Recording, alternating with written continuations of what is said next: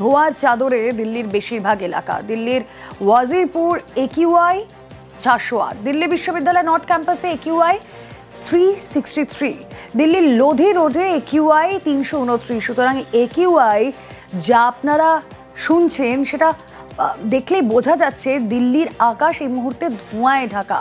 শ্বাস নেওয়াও দায়। কথা বলবো, মৈত্রী ভট্টাচার্য রয়েছেন সঙ্গে। মৈত্রী, একেবারে রুমেলা, দেখো দিল্লি এই মুহূর্তে কিন্তু একেবারে সিভিয়ার বায়ু দূষণের জেরে জেরবার এই মুহূর্তে চলতি বছর সর্বোচ্চ আদালত 3 ক্র্যাকার ফাটানোর অনুমতি পেয়েছিলেন দিল্লিবাসী, কিন্তু তাতেও যে খুব একটা উপকার হয়েছে তা কিন্তু এয়ার কোয়ালিটি ইন্ডেক্স বলছে না।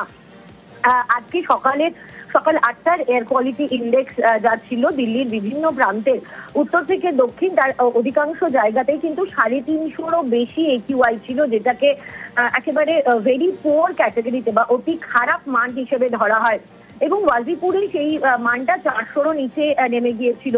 2024-এও কিন্তু একেবারে দিওয়ালির পরের দিন এরকমই এয়ার পলিউশন দেখা গিয়েছিল, 300 থেকে 350-র কাছাকাছি এয়ার পলিউশন ছিল। ফলে গ্রিন ক্র্যাকারিতে খুব একটা পরিস্থিতির বদল হয়নি, তা কিন্তু একিউআই বলে দিচ্ছে। অন্যদিকে গতকাল গভীর রাত থেকেই গভীর একেবারে স্মগের চাদরে ঢেকে রয়েছে দিল্লি, এবং বেলা বাড়ার পরেও কিন্তু সেই স্মগ এবং তার সঙ্গে সঙ্গে ঝাঁঝালো গন্ধ এবং শ্বাস প্রশ্বাসের কষ্ট হওয়া একেবারে একিউআই এর বেশি এবং বাতাসের অতি খারাপ মান থাকার ফলে যে অবস্থা হয় সেই অবস্থায় কিন্তু এই মুহূর্তে দিল্লিবাসী ভুগছেন।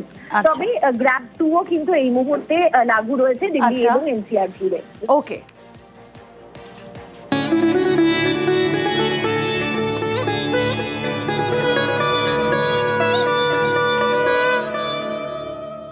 কালী কলকাতাওয়ালি। কালী পুজোয় কলকাতায় থিমের লড়াই, তাক লাগানো সব মণ্ডপ, নজর কাড়া প্রতিমা।